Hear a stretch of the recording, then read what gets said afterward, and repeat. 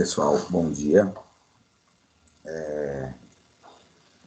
Só para avisar a todos, a reunião está sendo gravada, então a partir desse ponto, esse encontro vai ficar registrado e vai ficar disponível depois para vocês dentro da plataforma Teams aí no Ava, para vocês reassistirem a hora que vocês quiserem, tá?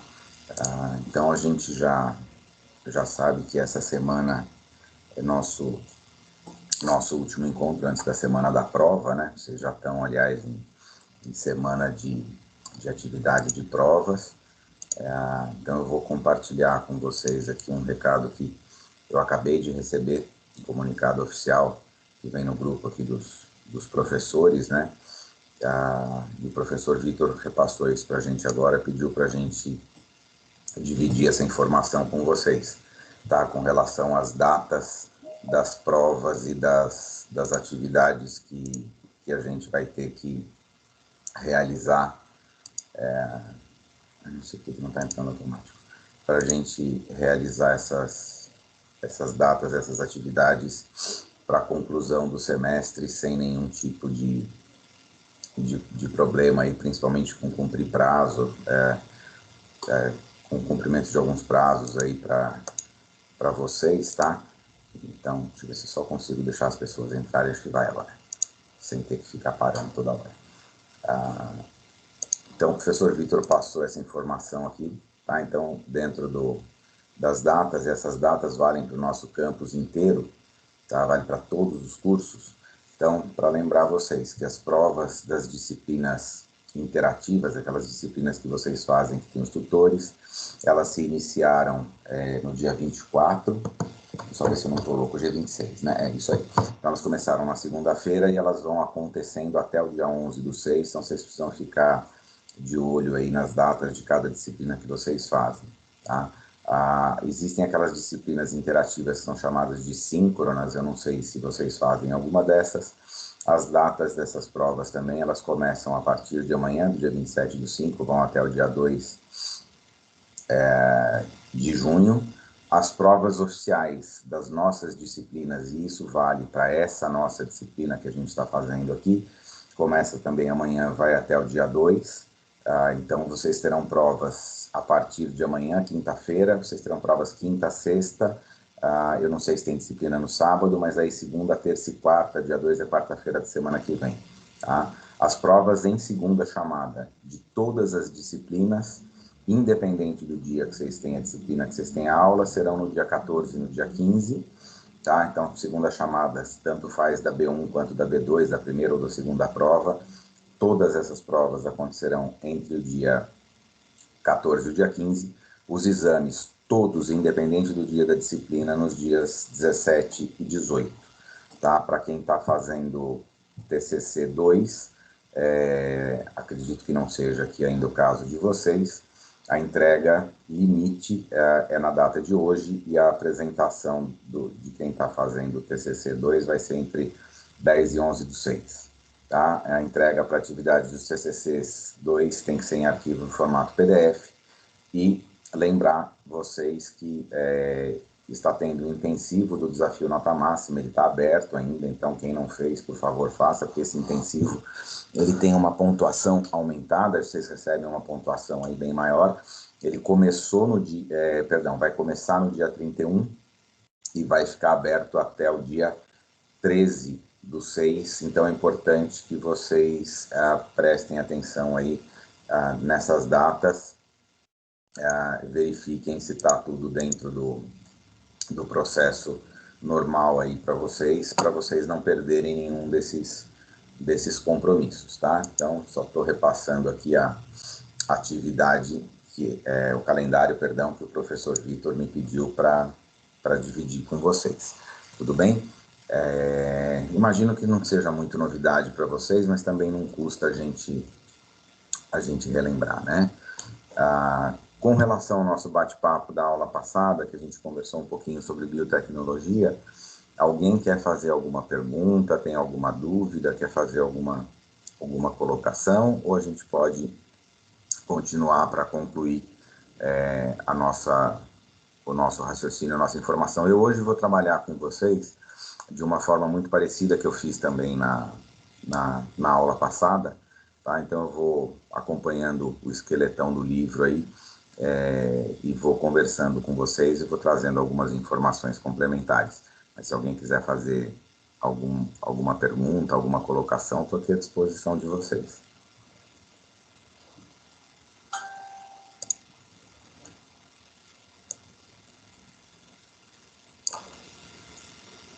Nada?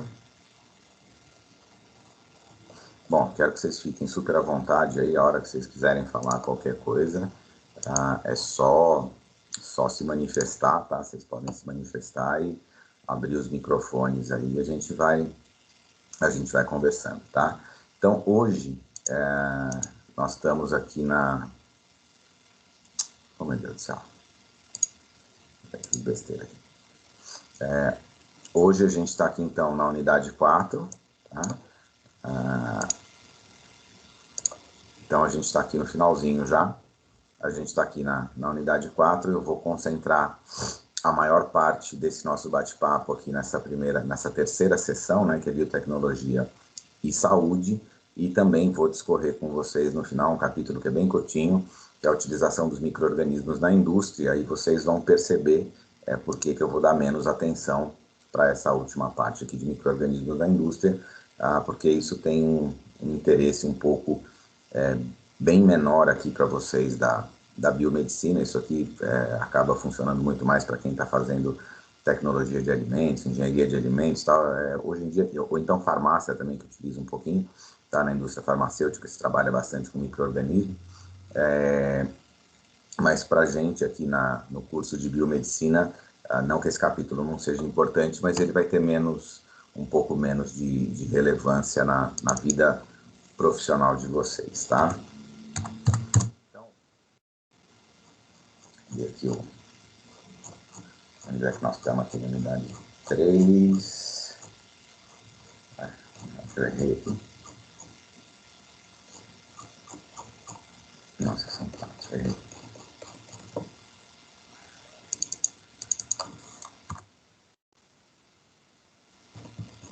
Unidade 3, tá?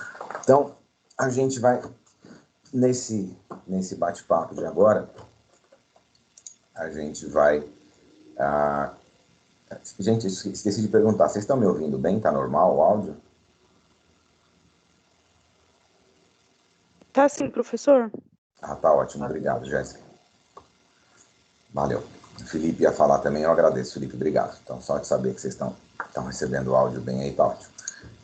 Então, nessa parte aqui de biotecnologia e saúde, a gente vai conversar um pouquinho, óbvio, né, que alguns desses conceitos da biotecnologia que estão aí voltados especificamente para a área da saúde, né? Então, a gente vem discutindo nas aulas anteriores que todo esse processo de biotecnologia, a gente trabalha sempre com moléculas, né? Então, existem aí alguns sinalizadores celulares, algumas substâncias sinalizadoras que servem. Então, como é que a gente aplica esses marcadores moleculares que a gente chama, né? Essas sinalizações celulares, como é que a gente vai conseguir trabalhar com isso e ter o impacto disso na área da saúde, e também com os micro-organismos geneticamente modificados, quais são as aplicações também desses organismos geneticamente modificados, não só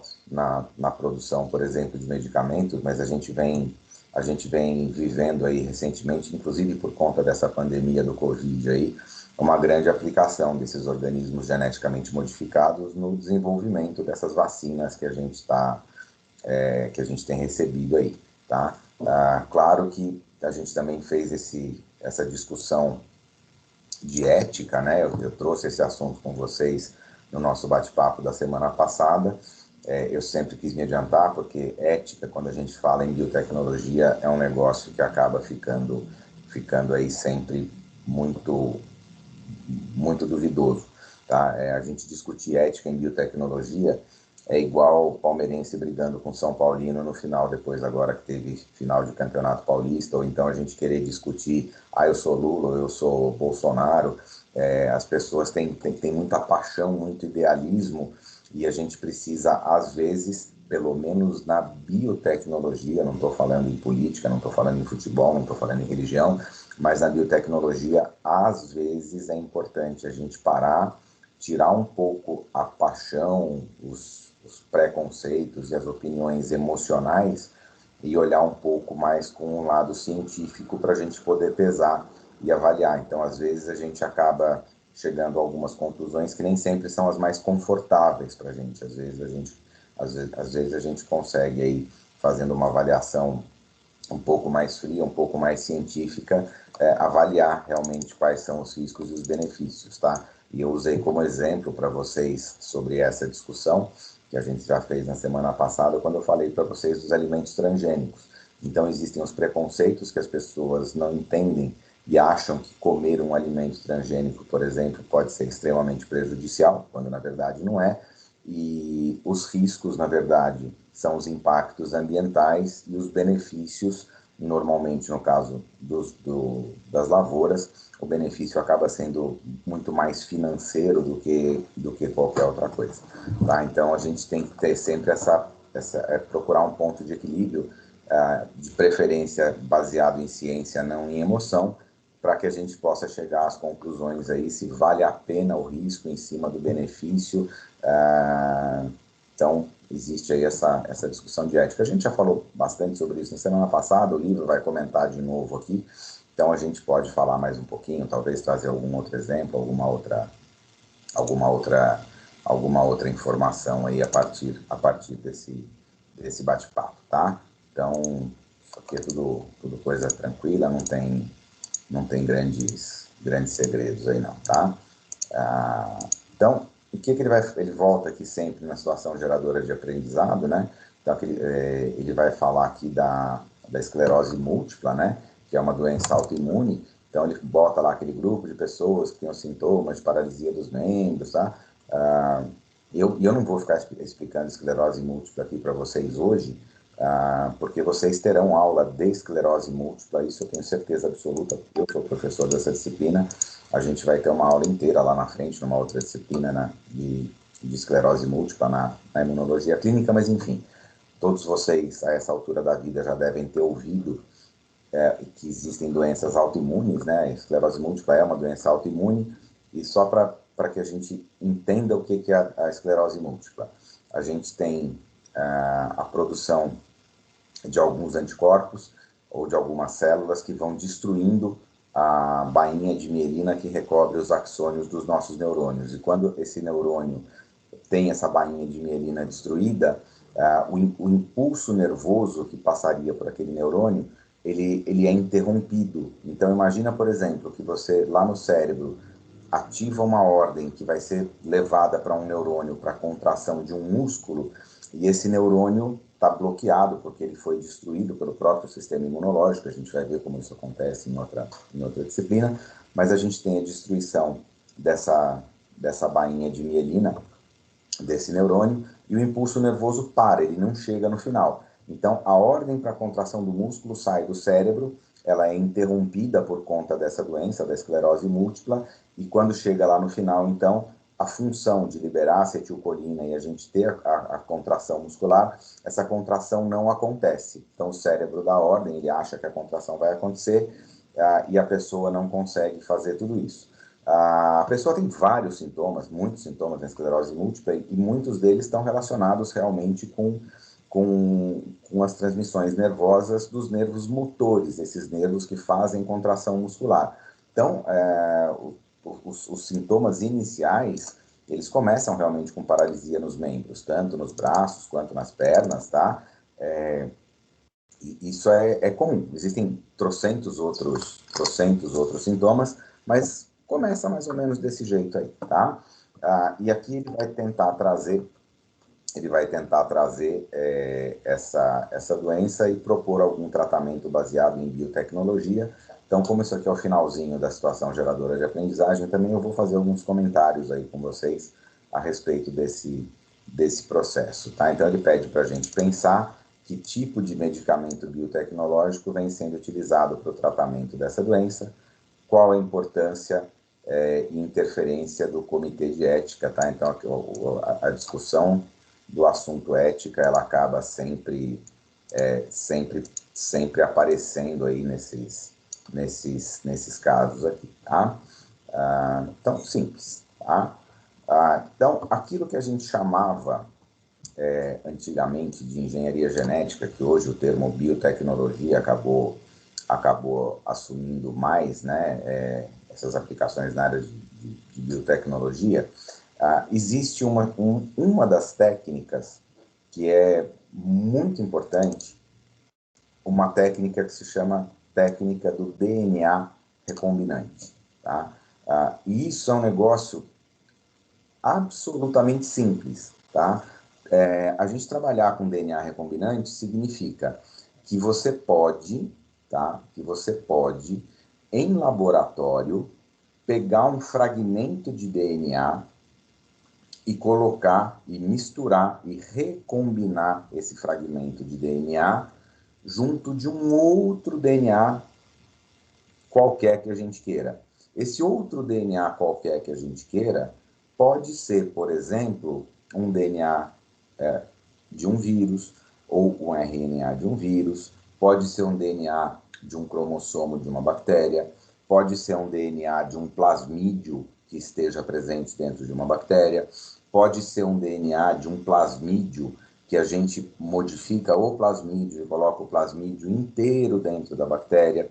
Tudo isso que a gente faz com bactéria, a gente também pode fazer com leveduras, tá? Então, é aquele exemplo clássico que eu já comentei com vocês várias vezes durante o nosso bate-papo aqui de biotecnologia, quando a gente chama aquela ideia da produção da insulina, né? Então, o que é essa ideia da produção da insulina?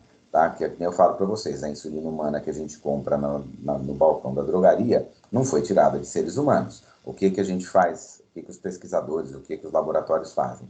Eles pegam um gene humano, tá? Que é o que vai fazer a proteína, tá?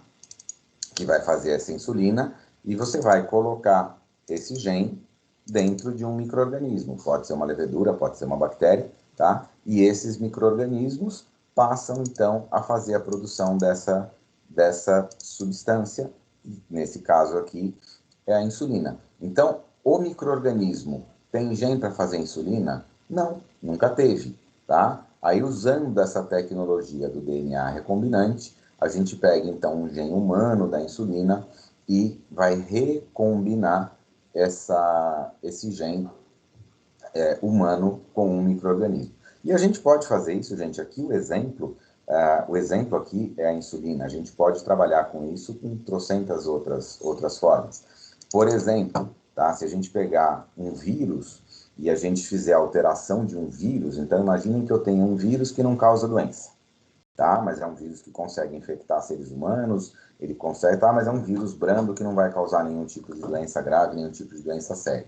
Aí eu quero fazer, por exemplo, uma vacina, e desculpem por falta de assunto melhor, mas é relevante porque o mundo está vivendo isso hoje. Eu quero fazer uma vacina de Covid, tá? Quero fazer uma vacina para o coronavírus. Eu posso perfeitamente pegar um gene do Covid qualquer que faça uma proteína, claro que não vai me deixar doente, separo essa proteína no laboratório, tá? E aí eu vou pegar essa proteína e vou colocar dentro do material genético, essa proteína não, o gene que faz essa proteína, dentro de um outro vírus, tá? Que não me causa doença, que ele pode me infectar, mas ele não vai causar doença em mim. Aí eu levo esse outro vírus para dentro da injeçãozinha da vacina e aplico na pessoa. Quando a gente receber esse vírus, que não vai me deixar doente, mas que vai me infectar, com o gene que está lá dentro do coronavírus, o que vai acontecer? Esse vírus vai me infectar, aquele gene vai ser expressado, eu vou ter a proteína do coronavírus, só que eu não tenho a doença, eu tenho só a proteína. O meu sistema imunológico reconhece essa proteína e a partir do reconhecimento dessa proteína, eu vou desenvolver meus anticorpos, vou ativar toda a minha imunidade, ou seja, a vacina vai começar a funcionar baseado nessa tecnologia de DNA recombinante. Para coronavírus, não é DNA recombinante, é RNA recombinante, tá? Os vírus são de RNA, mas a ideia é sempre a mesma. Tá? Alguém imagina Como é que a gente consegue pegar DNA, cortar DNA, colocar DNA? Eu já comentei isso com vocês, mas alguém imagina como é que a gente faz isso em laboratório? Vocês têm uma noção?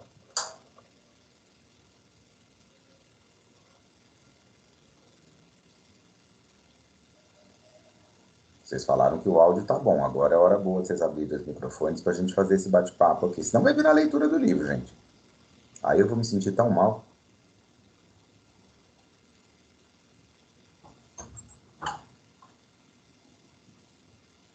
Bom, enquanto vocês vão pensando aí como é que a gente consegue manipular DNA e RNA, eu vou aproveitar esse minutinho e dar o segundo recado que eu esqueci para vocês, que é também importantíssimo, tá? Com relação à nossa prova, eu dei o recado do Vitor e não dei o meu, né? Com relação à nossa prova, a nossa disciplina, que é na quarta-feira, opa, deixa eu achar vocês aqui, então aqui, tá? A nossa disciplina que acontece na quarta-feira, eu não vou abrir a prova de vocês na quarta-feira, porque vocês ficariam com muito pouco tempo para fazer.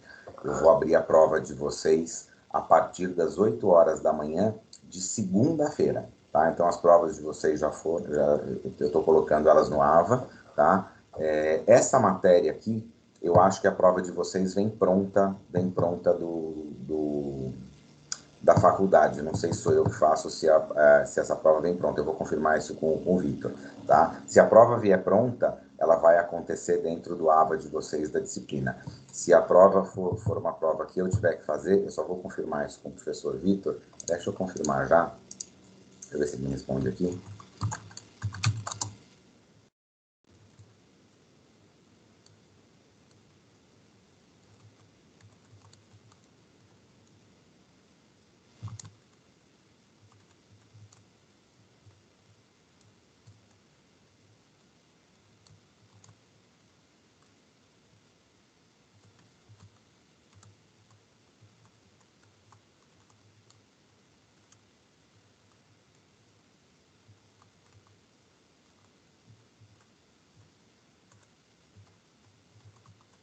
Ele me responder aqui, tá? Já que ele me responde. De qualquer forma, com relação ao calendário de provas, se eu for colocar a prova de vocês, quando vocês entrarem no AVA de vocês, vocês abrem lá a disciplina de vocês, Microbiologia Básica, tá? Que é o nome dessa disciplina aqui. Não confundam se aparecer microbiologia, não, coisa de vocês, são disciplinas diferentes. Aí, aonde é que vocês vão achar, se for uma coisa que eu for colocar para vocês? Isso por orientação dos coordenadores, a gente está colocando sempre na última sessão. Então, vocês vão abrir aqui, dentro do AVA de vocês, a espiralzinha aqui, essa barrinha lateral aqui. Vocês vêm na última sessão. Dentro dessa última sessão, vocês têm lá pré-aula, aula e pós-aula, tá? Eu vou colocar para vocês aqui, nesse último item, que é onde eu consigo colocar material para vocês, que é aqui na pós-aula, tá? Então, se a prova efetivamente for eu que tiver que fazer, ela vai acontecer aqui no pós-aula. Se a prova vier pronta do sistema da Anhanguera, aí é o próprio sistema que vai colocar isso aqui. Então, vocês verifiquem aí aonde acontece aonde vai aparecer isso, tá? Mas é importante, eu tinha esquecido de falar isso para vocês nos recados, mas se for eu para colocar aqui, vai aparecer no finalzinho, na sessão 4, na pós-aula aqui, isso a gente está fazendo por pedido dos professores, tá? Porque antes eu colocava tudo para vocês aqui na unidade 1, sessão 1, eu estava colocando tudo para vocês aqui na pré-aula, lá no comecinho, né? Tá aqui, trabalho do primeiro bimestre, a primeira prova que vocês fizeram, lista de trabalho, estava tudo colocado aqui, tá? Agora a coordenação pediu para a gente fazer isso lá no final. Então, é a mesma ideia, só que vai ficar lá no pós-aula da unidade 4 da sessão 4, tá? Então, sou eu mesmo que faço a prova. Então, ele acabou de responder, tá?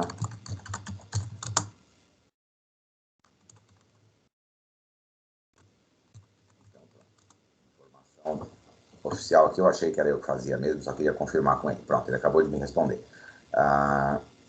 E ó, vocês estão vendo aqui a tela do WhatsApp está compartilhada, vocês estão vendo falando com ele aqui, tá? Então, gente, está confirmado, vai ficar aqui na unidade 4, sessão 4, pós-aula, vai aparecer o link para vocês fazerem a prova.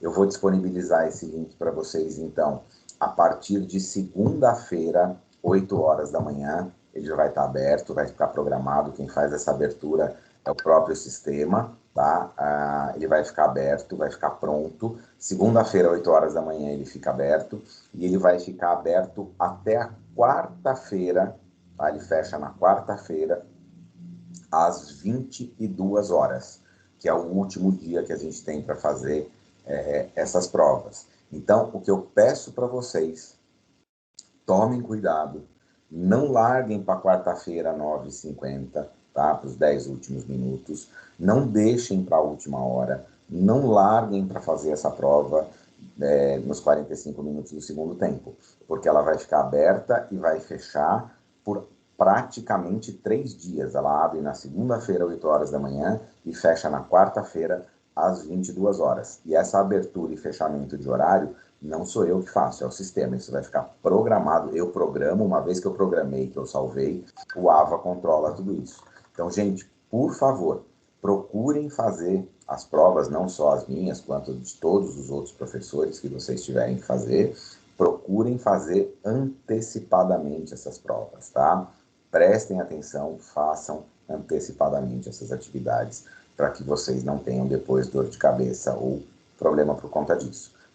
Vocês já fizeram uma prova comigo, vocês sabem que eu não faço prova com pegadinha, com questões difíceis, com absolutamente nada, tá? São questões bastante voltadas para aquilo que a gente discutiu. Eu só queria lembrar a todos vocês que a prova é do segundo bimestre, mas a matéria é acumulativa, então eu posso perguntar para vocês qualquer questão, abordando a disciplina inteira. Por razões óbvias, eu vou dar muito mais ênfase à matéria nova, que não caiu na primeira prova, mas não achem que o professor errou, pois questão do primeiro bimestre, no segundo, a matéria é matéria, tá? Pode cair alguma coisa do primeiro bimestre, então eu sugiro que vocês deem uma recapituladinha, peguem o livro aí, deem uma olhadinha, tá? Mas eu não vou fazer nenhum tipo de prova para complicar a vida de ninguém. A prova vai ser uma prova normal, na tentativa aí de avaliar um pouquinho a vida de vocês, tá? Então, antes da gente voltar lá para a biotecnologia, ficou absolutamente claro para vocês como vai funcionar a prova?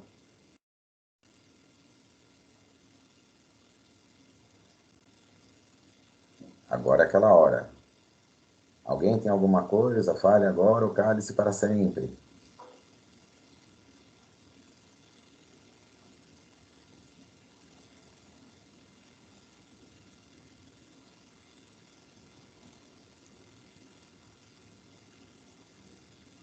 Gente, ficou claro? Alguém tem dúvida com relação ao funcionamento da prova?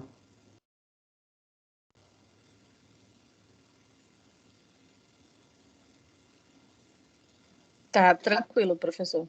Tá? Então, é mais ou menos o que todos os professores devem estar fazendo com vocês. Tá? A gente foi orientado pela coordenação para fazer isso dessa forma.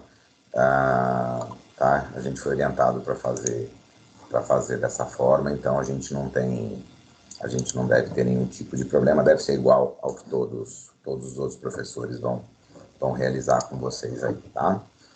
Então, voltando agora, tá? Então, a gente estava lá na nossa biotecnologia, e a gente estava, então, querendo pegar um pedaço de DNA, colocar dentro de outro pedaço de DNA. Já que eu acabei de descobrir que o áudio está funcionando, porque alguém me respondeu, então vocês estão me ouvindo. Alguém imagina como é que a gente faz isso? Eu já até comentei isso em aula anteriormente com vocês. Alguém lembra?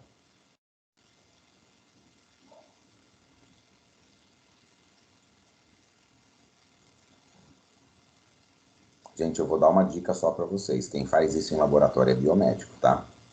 Não é farmacêutico, não é engenheiro genético, não é médico, não é biólogo. Claro que várias pessoas podem fazer isso, mas 99% das vezes essas tecnologias são trabalhadas por biomédicos, tá?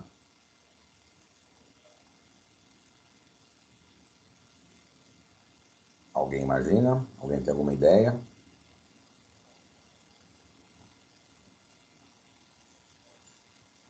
Vocês estão desanimados hoje, não? É simples, tá? a gente corta a molécula de DNA e a gente depois... Então, a gente imagina que eu tenho uma sequência de uma molécula de DNA grande. Aí eu corto o pedaço que eu quero, pego esse pedacinho que eu quero, levo para outra molécula de DNA que eu quero, abro, corto essa outra molécula, encaixo aquele pedacinho e costuro as pontinhas dos dois DNAs, e aí ele fica integrado na outra molécula. O que é a tesourinha que a gente usa para fazer corte em molécula de DNA? Claro que não é uma tesoura mundial, tramontina, eu não vou pegar a tesoura e toque, vou lá cortar. Não funciona assim. A gente corta com enzimas, tá? Então a gente desenha uma enzima que vai separar aquela dupla fita de DNA num lugar exato que a gente quer. Então é uma enzima que reconhece uma sequência de adeninas, timinas, citosinas e guaninas. Ela reconhece aquelas AT6 de G, então a gente desenha para ela reconhecer no lugar certo. Aí aquela enzima se encaixa ali e ela promove o corte daquela molécula nas duas pontas. Eu quero pegar um fragmento. Aí esses fragmentos que a gente tirou, a gente pode copiar, a gente pode aumentar esses fragmentos, a gente pode fazer uma PCR para cortar uma vez só, ou cortar duas, e ganhar um monte desses fragmentos, tá? Aí a gente pega esses fragmentos que a gente amplificou lá na PCR no laboratório e pega o DNA que vai receber. Então eu pego o DNA que vai receber, faço uma enzima que abre aquele DNA no lugar que eu quero encaixar, tá? Levo aqueles pedacinhos, tudo isso em tubinho de ensaio, tá? A gente leva aqueles pedacinhos, a gente mistura todos esses DNAs e coloca as enzimas que vão fazer a costurinha, que elas vão emendar e fazer o acabamento. Então, é um processo, gente, laboratorialmente até bastante simples, tá? O que é interessante aqui é justamente a ideia da gente usar essas enzimas que existem na natureza, que a gente já sabe, que são enzimas que cortam, que abrem DNA, emendam DNA, consertam DNA. A gente tem, por exemplo, DNA integrase, tem várias enzimas, e são enzimas que são conhecidas da biologia já há muitos anos. Tá? A grande guinada foi aquilo que a gente comentou nas aulas anteriores, quando a gente estava falando em biotecnologia. A grande guinada é a gente pegar todo esse conhecimento e tentar imitar a natureza. E, claro, a partir do momento que a gente imita e que a gente consegue, a gente também, muitas vezes, pode conseguir manipular e modificar. Tá? Então, é um processo simples, laboratorialmente é tranquilo, tá? Não é nada complicado, não é um bicho de 7 cabeças a gente fazer DNA recombinante em laboratório. E a gente trabalha com enzimas. O que a gente precisa ter o conhecimento exato de qual pedaço que eu quero tirar, por exemplo, do coronavírus, ou como é que eu vou cortar o DNA, onde é que está a insulina. Então, a gente precisa conhecer essas sequências de letras, a gente tem que ter um sequenciamento do DNA, a gente tem que ter essa informação antes. A partir do momento que eu conheço o pedaço que eu quero cortar, aí eu desenho a enzima para encaixar no lugar que eu quero cortar, tirar os genes, amplificar, misturar com o meu DNA-alvo, abrir o DNA-alvo, integrar aquele pedacinho que foi colocado, que foi levado ali. Então, a gente pode manipular isso muito facilmente em laboratório, tá? Então, não é um bicho de 7 cabeças. Eu acho que a grande coisa, a grande sacada foi o cara que descobriu isso e inventou isso, tá? É que nem a roda, gente. A roda foi inventada na Idade da Pedra uma vez por um homem pré-histórico, tá? A bicha rodando até hoje aí, tá? A rodinha não para de rodar. Alguém não acha que a roda é um negócio genial? Todo mundo acha que é genial, mas quem foi o gênio? O primeiro que inventou. Difícil a gente pegar uma roda e rodar? Claro que não, facilita. Faz roda do que você quiser, de madeira, de pedra, de borracha, de metal, não importa. Então, a gente vem usando, e a gente vem usando isso ao longo da evolução da espécie humana inteira. Isso aqui é o cara que descobriu a roda da biotecnologia. Tá? Ele entendeu que trabalhar com as enzimas e manipular essas enzimas, a gente consegue tirar e colocar fragmentos de ácidos nucleicos onde a gente quer. Tá? Então, a ideia sempre é essa. E isso que eu estou falando para vocês, a gente já tinha conversado anteriormente. Tá? Então, essas enzimas que eu estava comentando com vocês são chamadas de enzimas de restrição. Tá? Essas enzimas de restrição, então, são elas que vão fazer esse reconhecimento das sequências que eu quero cortar, por exemplo, o gene da insulina, que é o que o livro vai estar falando aqui, tá? e aí essas enzimas de restrição vão cortar, e aí a gente usa outras enzimas de restrição, por exemplo, num plasmídio, tá? E aí a gente coloca o gene que eu cortei no plasmídio, então a gente corta, as tesourinhas são as enzimas de restrição, tá? Uma vez que a gente colocou, aí a gente vai ter que costurar, a gente tem que ligar, a gente tem que emendar. Usa-se uma segunda enzima, que é uma enzima que se chama DNA ligase. Ah, professor, mas e se o senhor estiver ligando o RNA, que o senhor estava falando de coronavírus? RNA ligase, tá? A enzima tem o mesmo nome, a gente troca só aqui a sigla do ácido nucleico. Então, no fim das contas, tá? Para vacina a gente não coloca em plasmídio, a gente coloca dentro de outro vírus, tá? Mas está aqui. No caso da insulina, então a gente vai fazer isso com um plasmídio. Esse plasmídio normalmente vai ser inserido ou numa célula de bactéria ou de levedura, ou também dá para fazer isso numa célula animal em cultura de células, tá? Esse processo de colocar um plasmídio dentro de outra célula é chamado de transformação, tá? E aí a gente pode fazer com isso o quê? Inserir um gene de resistência a uma peste em uma planta, que são aquelas plantas geneticamente modificadas, os alimentos transgênicos, tá? Que a ideia do transgênico é sempre tornar ele mais resistente para a lavoura. Ou então a gente fazer isso com a insulina para a produção da insulina humana em laboratório, ou a gente fazer isso pegando um gene de um vírus e manipular um vetor viral para desenvolver uma vacina geneticamente modificada, tá? Então a gente pode, a partir dessa ideia, brincar com isso, quer dizer, brincar no sentido sério, né? E utilizar essa tecnologia para fazer um monte de coisas que a gente quer, tá? Então, basicamente, tá? Como é que a gente faz, como é que a gente vai fazer, como é que a gente vai fazer esse processo? Vocês têm uma imagenzinha aqui, eu já vi outras que eu até acho melhores aqui, tá? Opa, deixa eu deletar isso aqui. Eu já vi outras que eu acho melhor, mas então, por exemplo, vamos imaginar que a gente tem aqui o DNA de um determinado organismo A, tá? Então eu tenho um cromossomo aqui inteiro. Essa primeira etapa que eu tenho aqui, tá? Então é o que eu tenho aqui. Aí a gente faz uma PCR e copia esse material genético, a gente vai copiando esse material genético, a gente amplifica através de um exame que é a PCR, tá? E a gente vai copiar um pedacinho, o gene que a gente quer várias vezes. Então a gente amplifica várias vezes esse gene, tá? Então, eu estou multiplicando o meu gene-alvo. Então, de novo, estou com a insulina aqui, tá? Então, copiei o gene da insulina. Aí eu vou pegar esses genes que a gente fez na PCR lá, vou pegar aquele monte de gene, e não são 3, tá, gente? São bilhões de cópias que a gente faz numa PCR, tá? Tá desenhado 3 cópiazinhas aqui, só questão de desenho. Ninguém vai ficar desenhando milhões ou bilhões de DNAzinhos aqui, tá? Aí a gente vai pegar esses genes aqui e a gente vai colocar esses genes dentro, a gente vai misturar com um plasmídio, tá? Então a gente tem aqui o nosso plasmídiozinho, então a gente vai juntar esses genes com esses plasmídios e a gente vai ter no final o quê? Aquilo que a gente chama de plasmídio recombinante, o plasmídio que tem um material genético que tem esse gene aqui, tá? Esse aqui é o plasmídio recombinante. Então ele vai estar lá na quinta etapa, a gente tem o plasmídio que contém o gene do organismo A. Muito bem. O que a gente faz com esse plasmídio aqui? A gente vai fazer a inserção desse plasmídio dentro de um outro organismo, tá? Que é o que a gente falou aqui. Pode ser uma bactéria, pode ser uma levedura, pode ser dentro de uma célula de culturas, uma célula de tecidos, tá? Uma cultura de tecido animal, não tem problema.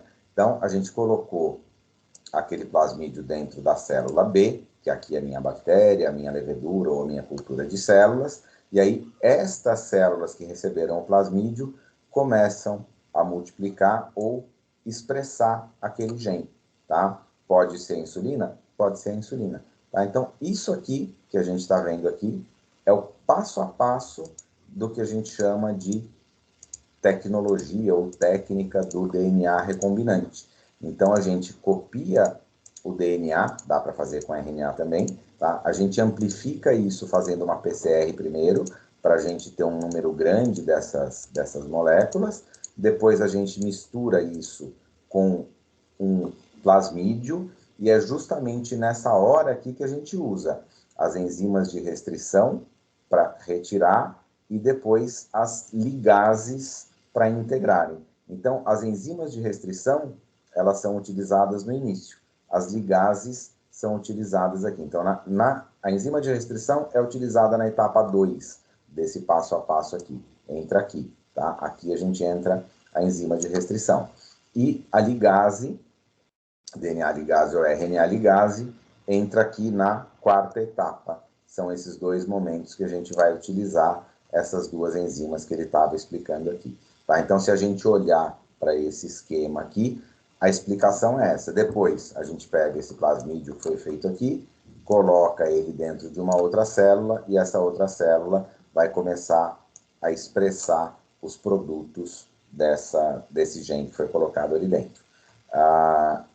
Ficou claro isso para vocês? Porque isso é uma coisa, essa tecnologia do DNA recombinante é uma coisa que isso é importante vocês levarem dessa nossa disciplina. Apesar de eu não estar dando aula aqui para vocês, já falei biologia molecular, mas isso é coisa que cai em qualquer concurso que vocês forem fazer, cai em qualquer prova, se vocês forem fazer uma entrevista de emprego, as pessoas costumam perguntar para ver se vocês têm noção, pelo menos, do que é essa tecnologia do DNA recombinante. Vocês entenderam? Ficou claro?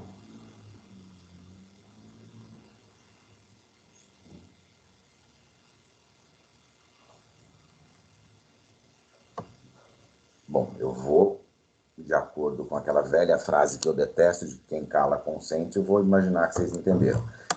E eu vou acreditar que se alguém tiver com dúvida, vai, por favor, me perguntar, tá? A última coisa que eu quero é ficar aqui explicando para vocês, que vocês saiam daqui com dúvida depois, tá? Então, eu usei o exemplo da insulina com vocês, porque era o exemplo que ele ia trazer aqui, tá? Então, a indústria farmacêutica usa isso. Então, a gente coloca na indústria farmacêutica, por uma questão de custo, é mais barato trabalhar com bactéria, tá? Dá para fazer com levedura, dá para fazer com bactéria, dá para fazer com cultura de célula ou de tecido, em questão financeira, e tanto faz, porque todas elas vão produzir insulina, tá? Mas com bactéria é mais barato, tá? Então, a bactéria que normalmente se utiliza para isso é a Escherichia coli, uma daquelas enterobactérias que a gente comentou aí ao longo do nosso curso, tá? Então, aqui, por exemplo, só para mostrar para vocês, uma imagem de leitura de uma PCR, tá? Acho que eu comentei PCR com vocês em aulas anteriores, né? Eu já tinha comentado. E de qualquer forma, gente, tanto PCR quanto DNA recombinante, tudo isso, não é aqui, eu já falei isso para vocês, não é aqui na microbiologia básica. Vocês terão uma disciplina inteirinha para discutir biologia molecular e vocês terão a oportunidade de estudar, acredito que com o professor Bruno, que é um grande biomédico, um grande biólogo molecular. Vocês terão aulas, se é que já não conheceram o professor Bruno, vocês terão aulas fantásticas com ele a respeito dessas técnicas todas, tá? Então, de novo, outros exemplos, né, de aplicação dessa técnica, meio ambiente, tá? Então, existem situações, por exemplo, em que a gente pode manipular, por exemplo, bactérias marinhas, modificar geneticamente essas bactérias, colocar um plasmídio modificado e deixar essas bactérias, por exemplo, capazes de destruir manchas de petróleo em oceano. Tá? Isso é uma tecnologia também. Toda vez que tem um derramamento de óleo, um acidente com um navio petroleiro ou com uma plataforma de petróleo, uma das opções que a gente tem para eliminar esse petróleo dos oceanos, claro que isso não é um processo rápido, não é um detergente mágico, tá? Mas a gente coloca bactérias que vão consumindo e quebrando esse petróleo, tá? Através da produção de uma série de enzimas e de substâncias que a bactéria vai produzindo e que vão quebrando essas cadeias, essas moléculas pesadas aí, essas cadeias grandes do petróleo para fazer o controle biológico de tudo isso. Então, mas é a bactéria que está fazendo tudo isso? É a bactéria, mas a bactéria não faz sozinha, ela só vai conseguir destruir o petróleo porque a gente geneticamente modificou. Então, a gente utilizou essa tecnologia do DNA recombinante, colocou um gene que produz uma enzima que tem um alto poder de destruir a molécula do petróleo Existem bactérias que vivem bem nos oceanos e que vivem bem junto da presença de óleo, então elas suportam esse meio ambiente. As bactérias são inoculadas, são soltas em grandes quantidades nos locais onde tem esses derramamentos. Essas bactérias vão se multiplicando ali e vão produzindo essas substâncias todas que vão controlando as manchas, tá? E, gente, a aplicação para isso é de monte. Então, vai desde da vacina, da insulina, controle de destruição de mancha de petróleo em oceano. A gente tem toneladas de situações para isso, tá? Uma outra coisa interessante que a gente também pode fazer de aplicação disso em área de saúde é aquilo que a gente chama de terapia gênica, tá? Essa terapia gênica é um negócio extremamente interessante, tá? Eu acredito que eu já tenha, talvez, comentado com vocês sobre terapia gênica em algum momento anteriormente. Se eu não comentei, eu comento agora, tá? Mas terapia gênica é a gente pegar um gene qualquer que a gente queira modificar ou adicionar ou colocar dentro de um ser humano, tá? Então, é perigoso, tá? As discussões éticas em cima disso são grandes. A gente trabalha com margens de previsibilidade dessas brincadeiras, mas a partir do momento que a ciência resolve ficar brincando de Deus, cortando e emendando DNA ou RNA de qualquer jeito, à torto e direito por aí, levantam grandes preocupações, né? Mas a ideia da terapia gênica é a gente fazer a mesma coisa com seres humanos. A diferença é que é mais difícil eu levar o pedacinho de DNA que eu quero para dentro de uma célula humana, tá? Aí entra um lado interessante que a gente pode raciocinar um pouquinho. Se eu quiser colocar um material genético, digamos que eu quero, por exemplo, arrumar minhas células do fígado. Estou lá com um problema no fígado que eu tenho que consertar geneticamente aquelas células do fígado. Como é que vocês acham que eu posso fazer isso? Usando essa mesma linha de raciocínio.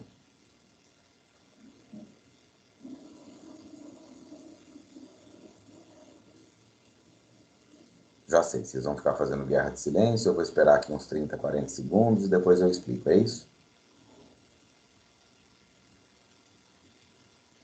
Gente, vamos pôr essas massas cinzentas para funcionar aí. O cérebro é bom quando a gente usa.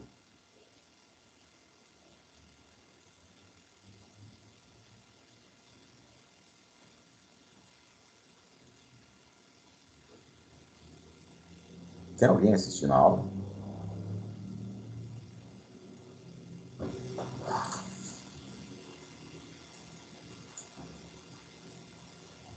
Eu perguntei. Minha esposa está aqui. Ela não vai aparecer, tadinha, que ela ainda está meio descabeladinha. Eu acabei de perguntar. Tem alguém assistindo a aula?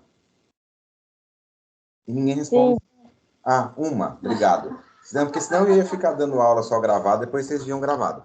Então, se tem uma pessoa aí, tá bom. Então, vocês não querem falar, então eu juro que eu não pergunto mais, tá? Eu vou só falando, então. Então, para terapia gênica, é o mesmo processo, tá? A diferença é que para levar o gene dentro de um ser humano vivo, a gente usa um vírus como um vetor. Então, eu vou colocar o meu gene recombinante dentro de um vírus. Pego esse vírus e coloco ele no paciente, tá? Simples assim. Então, fazendo dessa forma, a gente desenvolve terapia gênica. Eu estou comentando isso com vocês, eu estou parando e estou perguntando, não é porque eu sou chato, não é porque eu estou com preguiça, não é porque eu não quero dar aula. É porque terapia gênica, gente, isso aqui é o futuro da indústria farmacêutica, tá? Só que o farmacêutico fabrica isso. Quem inventa isso, quem desenvolve isso, quem testa isso em laboratório, eu espero que vocês saibam que são os biomédicos, tá? Então, é a classe de vocês que trabalha com isso. Isso aqui é a profissão de vocês, tá? São biomédicos que inventam essas coisas, tá? Então, é simples. A gente, utilizando biotecnologia, e de novo, pesquisadores na área de biotecnologia podem atualmente encontrar, determinar a presença de genes, por exemplo, de vários distúrbios humanos. Uma vez que a gente encontra esse gene, a gente consegue consertar esse gene. Então, a gente sonda o gene, tá? Então, a sonda é feita com um marcador genético, é uma sequência radioativamente marcada. Então, a gente faz uma marcação radioativa para encontrar um determinado gene. A partir do momento que eu marquei e eu encontrei esse gene, a gente vai pegar essa célula que está alterada e a gente vai cortar essa sequência, então, junto do gene que foi marcado em questão da doença, a gente marca, localiza, tá? E aí, se a gente tem essa leitura, a gente pode manipular esse gene, tá? A ideia toda por trás desse processo é a gente encontrar, cortar e consertar, tá? Através do uso de vetores virais, tá? Outra coisa interessante Professor, também... Pois não. posso fazer uma pergunta? Deve, pelo amor de Deus, eu detesto ficar dando aula para o monitor, adoro quando vocês perguntam. No caso da terapia gênica, isso vai passar de geração para geração, se tiver alguma alteração? Aí, vamos lá. A célula do meu fígado passa para o meu filho? Acredito que não. Não, tá? O que é óvulo e espermatozoide. Então, se você modificar as células germinativas, os óvulos e espermatozoides, passa, tá? Se você fizer isso nas células e tecidos diploides, que não são os nossos gametas, não, porque a gente não doa essas células, a gente não transfere esse material genético. Esse material genético é o material genético que meu corpo usa. Então, a gente tem que tomar cuidado para fazer tudo isso sem alterar gametas e espermatozoides. Porém, professor, mas e se eu quiser, então, se eu tenho um gene de uma doença genética horrorosa, mas eu quero ter filho e o médico recomendou que eu não posso porque eu vou passar isso para meu filho, eu vou gerar uma criança que vai sofrer, que vai ter problema, que isso, que aquilo outro. Dá para fazer isso no seu óvulo? Dá para fazer. Tá? Então, Entendi. aí você consegue... Gente, é que eu falo para vocês, isso dá para fazer. Não se faz por questões éticas, tá? Mas em alguns países já existem, por exemplo, casais que escolhem características de temperamento, de biotipo dos filhos, e já tem muito centro de reprodução humana fazendo bebês perfeitos. Então, fala assim, eu quero ter um filho de olho azul, loiro, que tenha no mínimo 1,80 m, que tenha uma complexidade física de tal jeito, que seja livre de gene de doença, como, por exemplo, diabetes, como isso, como aquilo outro. E os cientistas em laboratório, utilizando essa tecnologia, pegam os óvulos e os espermatozoides, manipulam esses óvulos e espermatozoides em laboratório. Isso existe comercialmente. Se você quiser fazer isso hoje, você consegue. Você paga caminhões de dinheiro, mas você consegue, tá? Você manipula o óvulo e espermatozoide geneticamente, conserta, tira, escolhe os genes, escolhe tudo, mapeia tudo. Aí você faz a fecundação a fecundação in vitro, faz a fertilização da mulher com aquele óvulo espermatozoide, com aquele início de embrião, você faz a fertilização artificial da mulher e aquele produto dessa manipulação genética vai crescer e vai ser um filho. Como você utilizou genes do próprio pai e da própria mãe, é filho do pai e da mãe, mas ele foi geneticamente modificado, tá? E isso se faz. No Brasil não, porque aqui os nossos comitês de ética não permitem, e eu não vou dar opinião pessoal aqui minha, não vale absolutamente nada, porque o que eu penso pode ser diferente do que qualquer um de vocês pensa, a minha opinião não vale nada, eu até acho razoável ter um certo receio, tá? Um certo cuidado, eu acho prudente assim, nesse tipo de tecnologia, eu acho bastante prudente, mas dá para fazer, e alguns países do mundo permitem que sejam feitos esses bebês aí desenhados dentro de alguns limites éticos, tá? O que se permite muitas vezes são características de eliminar genes de doenças, genes de nanismo, eles permitem algumas escolher uma cor de cabelo, desde que esteja dentro do mapeamento genético do pai e da mãe, Por exemplo, eles não vão deixar eu querer ter um filho com uma outra mulher, eu moreno, uma mulher morena, a gente resolve, nós queremos ter um filhinho ruivo de olho azul.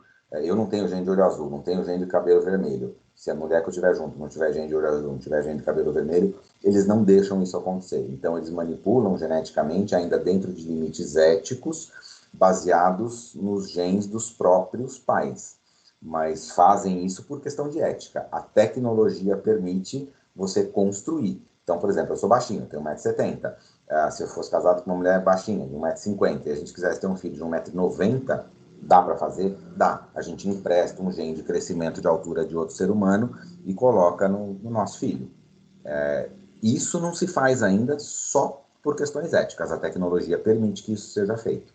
Funcionaria e daria certo.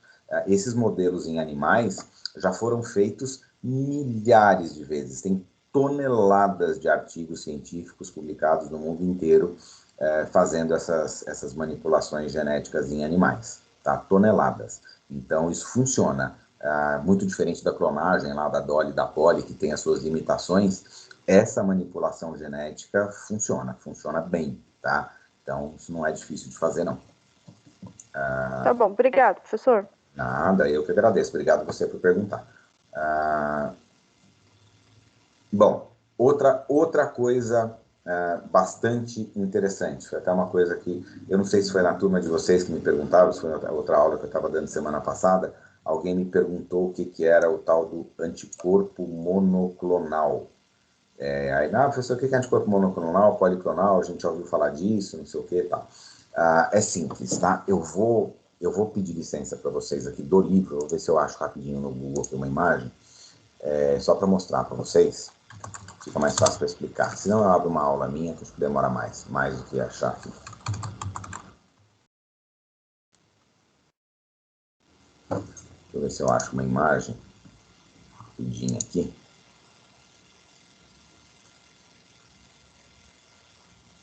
Para mostrar o que é um anticorpo monoclonal, o que é um anticorpo policlonal para vocês. De uma forma rápida. Ver se tem alguma imagem boa aqui. Tem, do monoclonal tem essa aqui. Deixa eu ver se essa aqui abre. Se ela tá grande.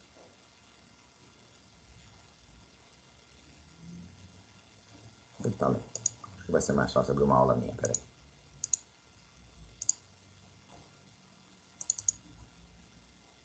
Aulas. Não, vai estar aqui. Monoclonal. Deixa eu ver, isso aqui acho que tem. Tá? Anticorpo monoclonal.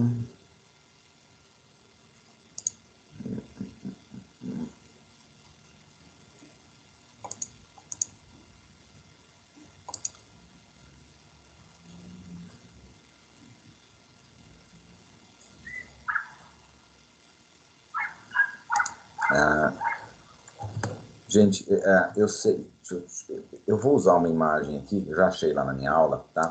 Eu empresto aqui da minha aula, tem uma sequenciazinha aqui que dá para explicar para vocês como é que a gente fabrica isso em laboratório, como é que a gente chega aqui no anticorpo monoclonal, tá?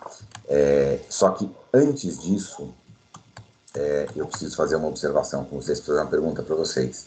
Vocês sabem como é que é feita a produção de anticorpos dentro do nosso organismo? Vocês imaginam como é que o nosso sistema imune produz um anticorpo?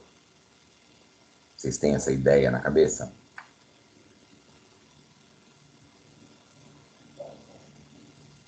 Se vocês não tiverem essa ideia na cabeça, me avisem, porque é importante. É importante a gente ter essa noção, tá? Bastante importante.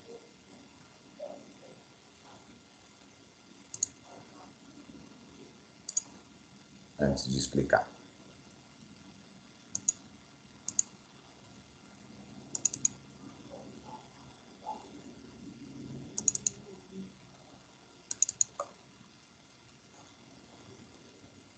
Vocês sabem, gente, como é que é feita a produção de anticorpo?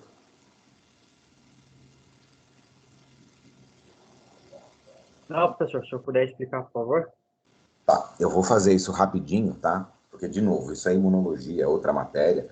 tá? Mas eu tenho aqui, então, eu vou fazer o resumo do resumo do resumo do resumo da economia da explicação, tá? Eu vou dar uma ideia só para vocês. Isso aqui não é aula de produção de anticorpo. Tem muito mais etapas do que o que eu vou mostrar para vocês. Eu vou mostrar finalmente só para deixar aqui um pouco mais claro para vocês. Então, deixa eu ir. Eu vou usar só essa figurinha aqui para mostrar para vocês, tá? Então, para a gente produzir anticorpo, tá? A gente precisa ter uma substância que vai estimular a resposta imunológica, que é o que a gente chama de antígeno, tá? A gente abrevia sempre com essa letrinha AG aqui, isso aqui não é abreviação de antígeno. Então, dentro desse antígeno, tá? O que é um antígeno? Um antígeno, eu estou economizando, tá? Normalmente ele é uma proteína, tá? Pode ser outras moléculas, mas 95% das vezes é uma proteína. Então, o que é uma proteína? Uma sequência de vários aminoácidos, tá?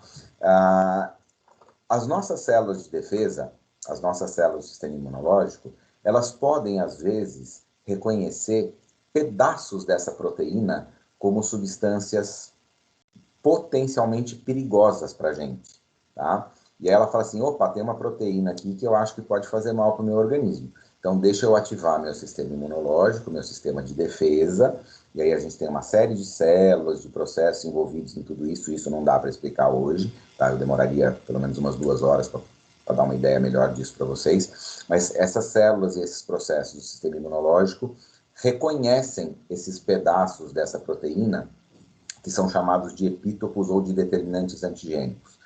É a menor porçãozinha do antígeno, menor pedacinho do antígeno, que vai realmente interagir e ser reconhecido pelo sistema imunológico. É o menor pedacinho. Então, a partir desse momento que o nosso sistema imunológico falou assim, olha, esse pedacinho aqui, essa sequenciazinha de aminoácidos, que normalmente é uma sequência que tem entre 12 e 20 aminoácidos, é uma sequência pequenininha da proteína, fala assim, eu vou desenhar uma molécula que vai conseguir reconhecer essa sequência e vai se ligar nela. Essa molécula é o nosso anticorpo, que pode ser IgA, IgG, IgM, IgD, IgE, tem várias classes diferentes, tá? Então, o anticorpo, as nossas células de defesa, os nossos linfócitos B, vão se diferenciar num plasmócito, o plasmócito produz esse anticorpo. O que o anticorpo é? É uma molécula que o meu sistema de defesa fez e que consegue encaixar no antígeno. Mas ele não encaixa em qualquer lugar daquela proteína grande, daquele antígeno. Ela encaixa no lugar certinho, naquele pedacinho que a gente chamou de epítopo ou de determinante antigênico. Tá? Então, a ideia por trás do anticorpo monoclonal, tá? É a seguinte, eu posso ter um antígeno, tá? Uma substância que vai estimular meu anticorpo inteiro, mas esse antígeno pode ter 2, 3 ou 4 epítopos ou determinantes antigênicos diferentes. Então, o que aconteceria se eu pegasse um monte de células do sistema imunológico, e colocasse aquele um único antígeno ali dentro? O que aconteceria? Eu poderia fazer o reconhecimento desse antígeno e eu ia responder fazendo anticorpos para esse antígeno. Os anticorpos que eu faria seriam todos iguais ou eles poderiam ser diferentes para o mesmo antígeno? Lembra que esse mesmo antígeno pode ter, vamos dizer, 4 epítopos diferentes. Tá? Normalmente tem mais, mas pode ter 4. Quantos anticorpos diferentes a gente faria na natureza? Para o mesmo antígeno. Um para cada epítopo ou um só para todos? O que vocês acham? Um para cada um. Um para cada um, perfeitamente. Então, a gente pode fazer 4 anticorpos diferentes, tá? Então, é exatamente o que eu tenho nessa aqui. Então, se essa célula aqui reconhecesse um epítopo, que eu vou chamar de epítopo 1 aqui, essa que tem esse receptor roxinho aqui, ela faria um anticorpo para o epítopo 1. Esse aqui, esse determinante antigênico ou epítopo, o vermelhinho aqui a gente chama de 2, o verdinho o terceiro, o azulzinho aqui o quarto. Então, se o meu antígeno tiver capacidade de ser reconhecido pelos 4, eu vou fazer 4 tipos de anticorpos diferentes aqui no final das contas, tá? O que é o anticorpo monoclonal? É a gente pegar uma dessas células aqui, uma só, ativada por um único epítopo, tá? Um único epítopo, pegar essa célula aqui, tirar do indivíduo, tá? Ou de um animal de laboratório, ou da pessoa, de onde for, eu tiro esta célula aqui, tá? Tiro essa bichinha daqui. Então, essa daqui vai fazer só esse anticorpo aqui. Um anticorpo. Ela é uma célula de um clone só, monoclonal. Uma única célula tirada de um clone de... Aqui eu tenho esse clone aqui, então isso aqui é um clone único de células, tá? Essa outra célula aqui faria o clone dela. Essa célula aqui teria o clone dela. Essa aqui, o clone dela. Então, policlonal. Se eu pegar uma única célula dessas aqui ativadas, e agora eu trouxer esta célula, tá? Olha que legal isso aqui. Então eu pego esse linfócito B, aquela célulazinha que eu tirei lá com a minha canetinha, tá? Tá aqui, ó. Eu peguei um linfócito B, tá? Aquela célulazinha, aquele desenhinho, vai me dar essa célula aqui. Aí eu vou misturar essa célula com um negócio que é uma cultura de tecidos de um mieloma. Mieloma é um câncer, tá? É um tumor. Só que esse tumor aqui, ele cresce bem em laboratório. Então, olha que coisa interessante. Eu vou pegar a célula de defesa do sistema imunológico e vou misturar ela com uma célula de câncer. E vou criar uma célula híbrida, que é o que a gente chama de hibridoma. Este hibridoma aqui, tudo isso é em laboratório, tá, gente? Isso aqui não acontece. Monoclonal é fabricação de reagente de laboratório. A gente não faz monoclonal dentro da gente. O nosso sempre é policlonal, tá? Mas no laboratório, a gente, a partir de uma célula da natureza que foi ativada para um único epítopo, a gente vai misturar ela com uma cultura de tecidos de um câncer, que é o mieloma, e a gente cria, então, uma cultura de tecidos híbrida, que a gente chama de hibridoma. Tá? Então, aqui eu tenho a célula do mieloma, a célula do câncer, aqui eu tenho aquele meu linfócito B, que faz o meu único anticorpo, e em laboratório, a gente consegue estimular que essas duas células se fundam e formem essas células aqui, que são as células do meu hibridoma. E eu pego essas células aqui e coloco em garrafinhas de cultura de tecido, e estas células aqui, elas ficam como se fossem plasmócitos cancerosos, ou seja, elas não morrem, elas se imortalizam. E elas também produzem moléculas de anticorpos, tá? Como todos esses anticorpos que estão acontecendo dentro dessa garrafinha que eu misturei aqui no laboratório, tá? Então, eu fiz meu hibridoma. Como todos esses anticorpos vêm de um único epítopo, de um único determinante antigênico, ela vai produzir sempre anticorpos idênticos, tá? Ela vai todos os anticorpos que ela for produzir aqui. Ah, eu estou passando aqui, não precisava, posso passar aqui que fica mais bonitinho, né? Então, ó, eu pego o linfócito do animal que eu quero, pego o câncer, misturo, faço o hibridoma. Coloco esse hibridoma numa cultura de tecido, tá? Coloquei esse meu hibridoma numa cultura de tecido, e aí estas células daquele meu hibridoma, elas vão continuar fazendo o clone delas, porque é um tumor, a célula tumoral está em expansão constante, tá? Dentro, e aí vai produzindo anticorpos.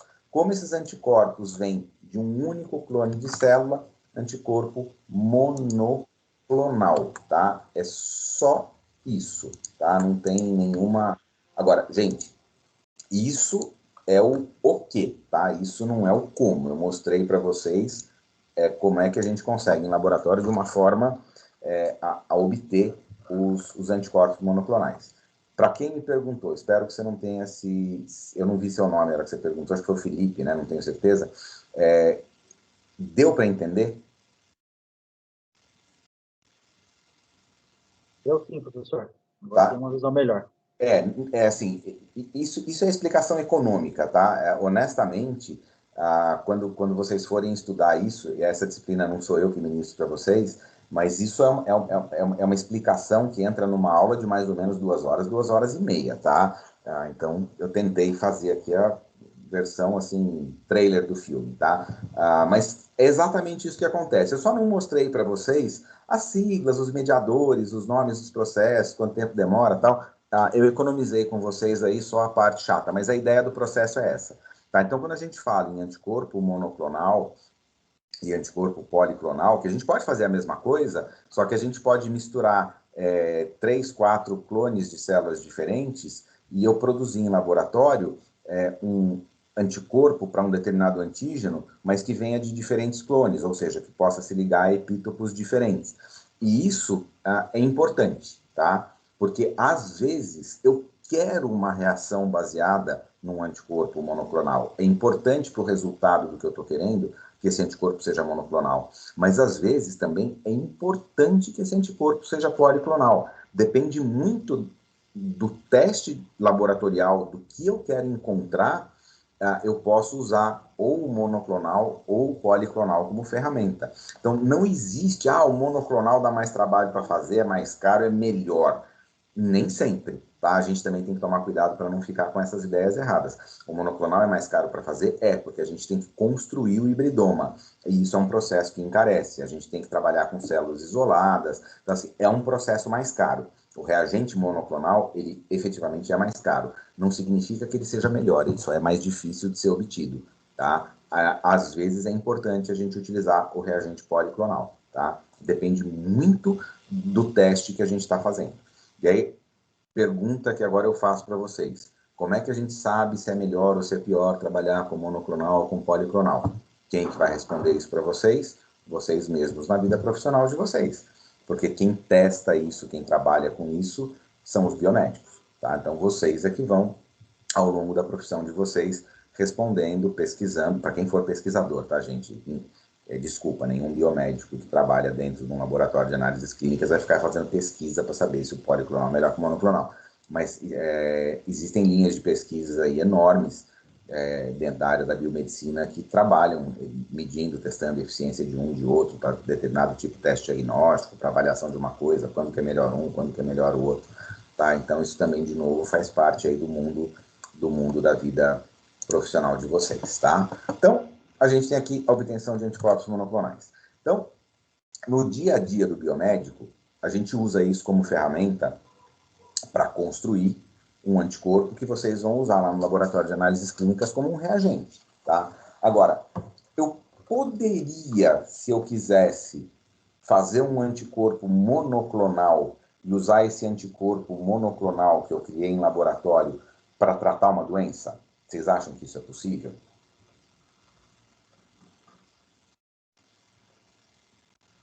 Pergunta de sim ou não. Vocês acham que é possível ou não? Sim, professor. Extremamente possível. Essa é a resposta da situação problema que a gente começou, aquela discussão lá da esclerose múltipla na atividade 1. Tá? Então, hoje existe a utilização de anticorpo monoclonal para o tratamento da esclerose múltipla. Isso não leva à cura da doença, tá? Não leva à cura da doença, mas a gente consegue reconhecer algumas células-alvo, tá? E diminuir o processo de inflamação dentro da esclerose múltipla, reduz essas células T, essas células B, reduz o processo inflamatório, reduz a destruição da bainha de mielina dos neurônios e você melhora a qualidade de vida do paciente e aumenta a expectativa de vida da esclerose múltipla, tá? Então, é o que eu falo para vocês. Puta, não, inventei o DNA, o anticorpo monoclonal. Legal, apareceu anticorpo monoclonal. Quem inventou isso não pensou para fazer tratamento de doença, pensou para fazer reagente de laboratório. Aí o outro carinha do lado lá falou assim, opa, ideia, tem anticorpo, por que eu não posso usar isso para tratamento? Não precisa só reagente. Então, a indústria se apropriou dessa ideia e hoje você tem produção de anticorpos artificialmente em laboratório que são utilizados e o é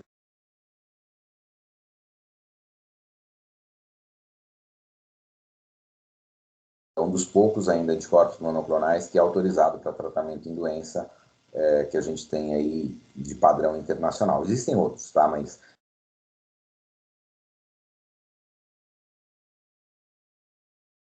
aí eu acho que a gente encerra essa parte do livro, né? O faça você mesmo, pesquise mais, sem medo de errar.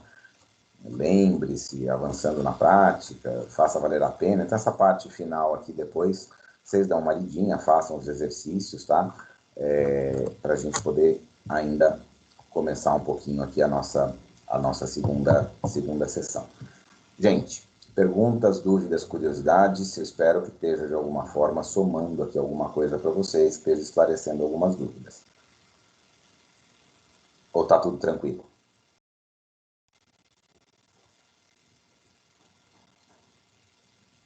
Eu vou assumir que pelo silêncio esteja tudo tranquilo. Eu vou pedir para vocês se eu posso parar uns 5 ou 10 minutinhos, porque eu comecei minha aula hoje sem água, minha garganta está ficando meio seca. Eu posso adiantar um pouquinho o intervalinho com vocês? A gente para no máximo uns 10 minutinhos, eu encho minha garrafinha d'água, dou uma respirada e volto para a gente terminar essa segunda parte. A segunda parte é mais curta, tá? É bem mais curtinha, tem bem menos coisa para falar aqui. Podemos parar um minutinho agora e a gente retoma em 10 minutos? Pode sim, professor, sem dúvidas por enquanto.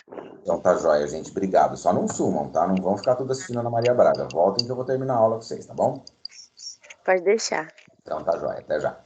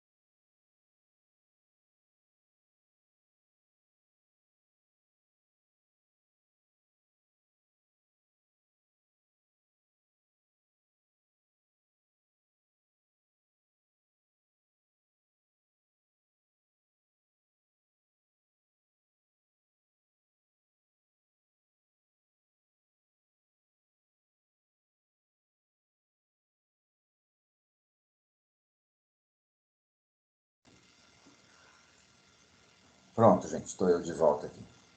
Perdi meu óculos. Deixa eu ver se eu acho. Tá aqui. Eu achei. Vamos lá. Bom, então vamos dar continuidade. Essa segunda parte agora é aquele tema que eu comentei com vocês que eu achava um pouco menos relevante, mas também é interessante, quanto mais não seja, já que a gente falou que, né, da utilização da biotecnologia. Então, como é que a gente leva isso para os processos industriais, tá?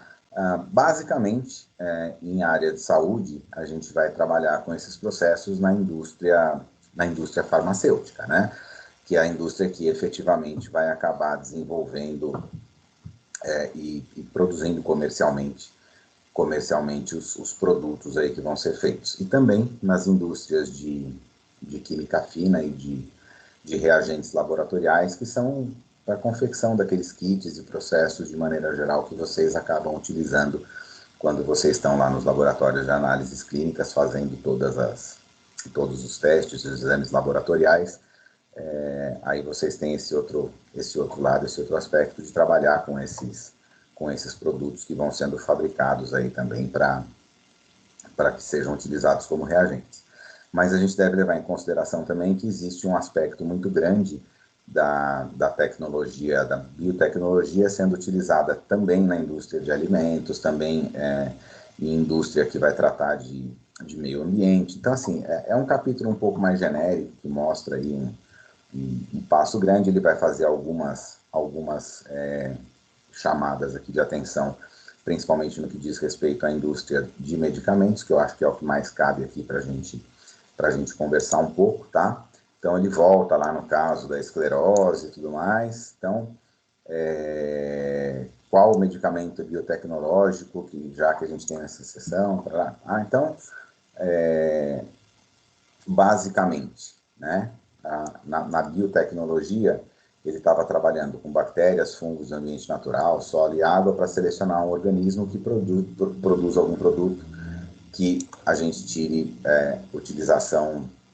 tire proveito disso tudo, tá? Então, primeiro, a gente tem um papel importante dos micro-organismos, que é aquilo que a gente fala para vocês, né? Agricultura e produção de pão e bebidas fermentadas, como cerveja, vinho, foram os primeiros eventos de biotecnologia que tiveram na história evolutiva do homem.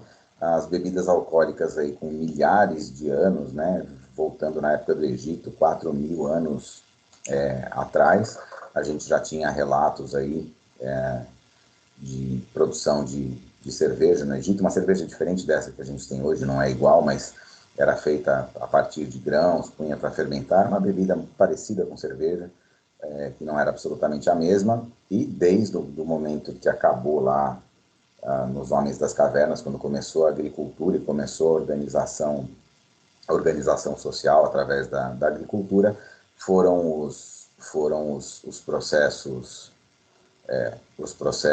iniciais aí da biotecnologia, como a gente falou lá no nosso primeiro encontro dessa unidade 4. Tá? Agora, o que é interessante é que na indústria de alimento, você pode selecionar os micro-organismos e, por exemplo, selecionar micro-organismos que tenham, por exemplo, uma produção maior. Tá? Então, inicialmente, a biotecnologia entrou conhecendo, estudando esses micro-organismos e selecionando aqueles que têm melhor desempenho, né? A gente sabe também que para a produção de queijo, a gente tem processos de fermentação, né, para a produção de queijo. Em caso de queijo, os processos fermentativos são feitos por bactéria. Existem alguns queijos que são saborizados por fungo, o fungo entra para dar sabor. Então, a gente pega aqueles queijos azuis, por exemplo, como o gorgonzola, né? Aquelas manchas, aqueles risquinhos que tem lá dentro, aquilo é fungo filamentoso. Aqueles fungos estão lá não para fazer o queijo virar queijo, mas eles estão lá só para dar sabor, tá? A parte de confecção do queijo, da fermentação láctica, vem a partir da produção do ácido lático, normalmente por bactérias, e isso acaba dando sabor e textura para o queijo, tá?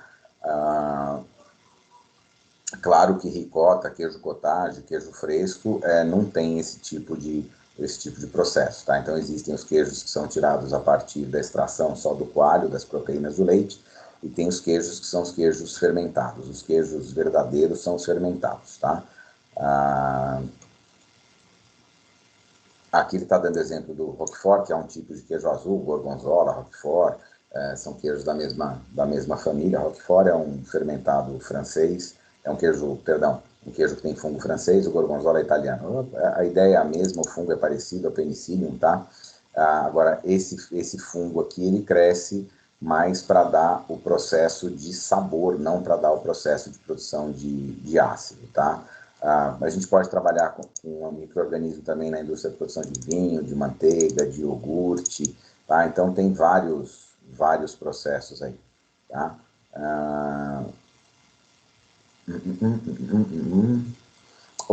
Na parte de indústria de alimentos também, ele tem aqui ele coloca sempre a situação dos alimentos que são chamados de probióticos, onde você pode adicionar um micro-organismo, que esse micro-organismo depois vem fazer parte daquela microbiota intestinal, e dentro da microbiota intestinal, esses micro-organismos podem, por exemplo, ajudar para metabolizar a vitamina B12 e tal. Então, também a indústria alimentícia se usa de micro-organismos como alimentos probióticos, tá? A parte dos pães, né? A gente sabe que toda vez que a gente vai fabricar um pão, eu não sei aqui se algum de vocês já fez pão em casa, pão caseiro, tá? Mas quando a gente trabalha com pão e que a gente põe fermento biológico, eu imagino que talvez alguns de vocês aqui já tenham feito. É legal fazer pão, viu, gente? É um passatempo gostoso para a gente fazer em casa. E depois o resultado final sempre é bom, porque um pãozinho fresco feito em casa, quentinho, é legal. Mas se a gente vai produzir um pão onde a gente vai usar um fermento biológico, né? Esse fermento biológico nada mais é do que fungo, é levedura, tá? É levedura de Saccharomyces cerevisiae, é um fungo que a gente coloca ali dentro. E a gente sabe que toda vez que a gente faz um pão que vai fermento biológico, a gente precisa colocar açúcar. Esse açúcar não tem nada a ver com a receita do pão. Ele vai ser utilizado pelo fungo para a produção do gás.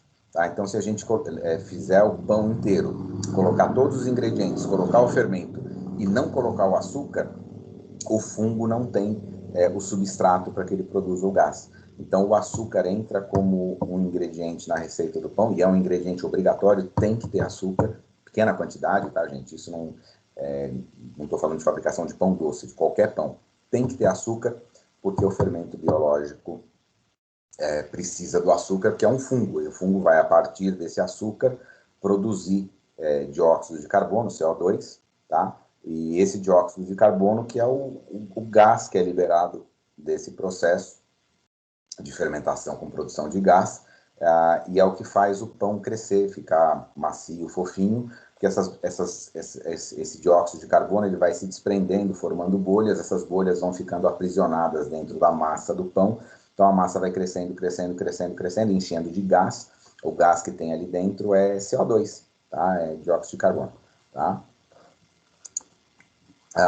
Durante o processo de produção da massa também, que é uma coisa muito interessante, esse fungo aqui, ele produz álcool, ele produz etanol, tá?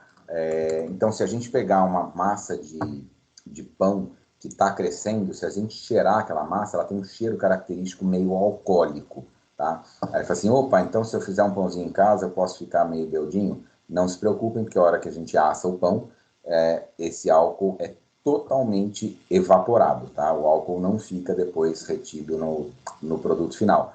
Mas é interessante que vocês saibam que o Saccharomyces cerevisiae, que é a levedura do fermento biológico, ele, além do gás, o processo de fermentação dele produz álcool também.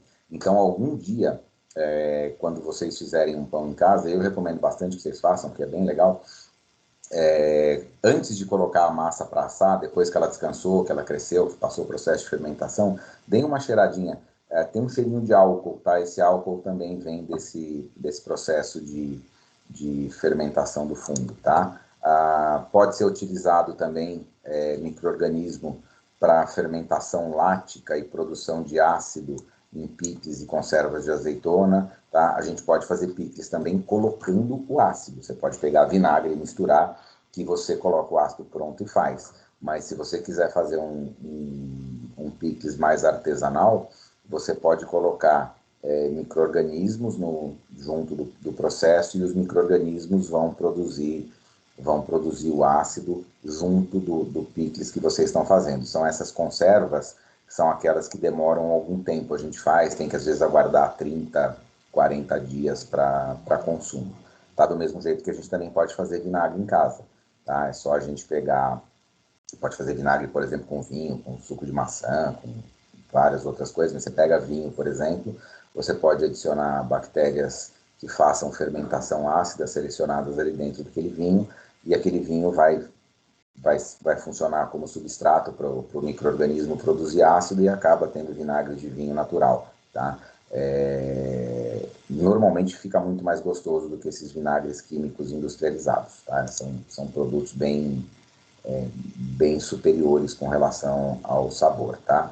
Então aqui o livro vai mostrar para vocês uma tabelinha. Então o queijo, para a gente ter, as bactérias normalmente são Streptococcus e Leuconostax, que são os dois principais gêneros de micro-organismos fermentadores que a gente vai colocar naquele quadro do leite para fazer, tá? Presunto curado, fungo, Aspergillus e Penicillium, tá? Na salsicha a gente tem fungo também, que é o Pediococcus cerevisiae. Para fazer molho de peixe tem bactérias do gênero Bacillus. Como produtos de plantas, nas azeitonas, a gente pode colocar também Leuconostac, Lactobacillus para fazer processo de acidificação. Para fazer molho de soja, a gente tem alguns fungos e algumas bactérias que podem ser utilizados, tá? Para fazer o miso também, que a partir do grão de soja existem alguns fungos, tá? Leveduras no melado de cana para fazer rum e cachaça, e aí são leveduras da natureza, não são leveduras selecionadas. Para fazer conhaque, por exemplo, a gente trabalha com frutas prensadas. Conhaque, na verdade, é feito a partir de uvas prensadas, tá? Não são frutas, são só uvas, tá? E a gente usa o mesmo que usa para fazer o fermento do pão, Saccharomyces cerevisiae, que produz grandes quantidades de álcool, tá? Então, na indústria, a gente tem todo esse processo. Então, ele até traz aqui processo de fermentação do vinho, como é que acontece, como é que não acontece, tá? Fala do vinagre também. Eu não vou ficar muito tempo aqui, discutindo bebida alcoólica com vocês, porque eu acho que está um pouco fora da coisa. Se vocês quiserem, eu falo, tá? Eu acho que tem coisas mais interessantes para a gente falar aqui, tá? Então, essa fermentação industrial em grande escala serve para a produção de bebidas, de alimentos, ou produtos a partir de células e plantas, tá? Serve também, por exemplo, para a produção de xarope, de papel na indústria têxtil, tá? Do mesmo jeito que a gente usa na indústria alimentar, a gente consegue fazer na fabricação do papel, por exemplo, também tem um processo importante onde a gente tem a utilização de micro-organismos, tá? E claro, né, lembra que toda vez que a gente tem um produto que foi feito a partir de biotecnologia, que a gente não tem a adição de ingredientes totalmente químicos, a gente não tem resíduos tóxicos nem caros para serem manipulados, e a vantagem é que ainda são considerados biodegradáveis, tá? Então, aqui tem uma tabelinha que vai mostrar para a gente produtos que são feitos com enzimas de micro-organismos. Então, a alfa-amilase, que é tirada de aspergillus, de fungos aspergillus, serve para a produção de detergente. A beta-amilase, que é tirada de uma bactéria que é o Bacillus subtilis, pode ser utilizada para a incorporação e produção de cerveja, da cerveja. A celulase, que é tirada do Trichoderma viridae, está escrito errado aqui, não é viridae, é viridae, está faltando um A aqui, tá?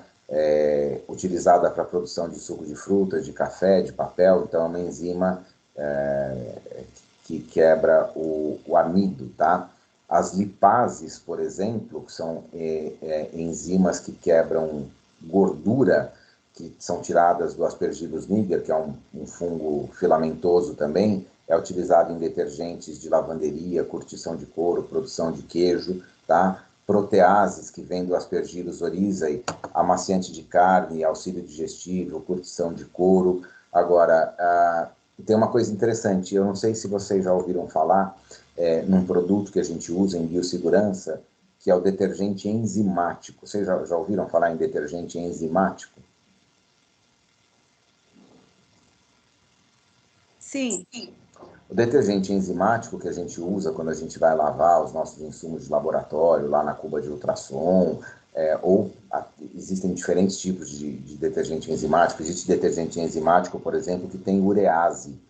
A urease quebra a ureia. Vocês imaginam para que serviria um detergente com urease, que quebra a ureia?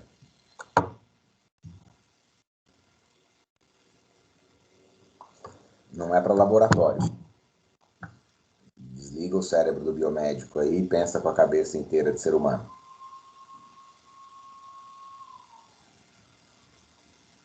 Seria para exame de urina? Desliga o biomédico, desliga o laboratório, detergente de limpeza, não vai examinar ninguém com detergente. Para que serve um detergente que tenha urease? Se vocês tivessem que fazer um detergente com urease, vocês iam querer limpar o que com esse detergente?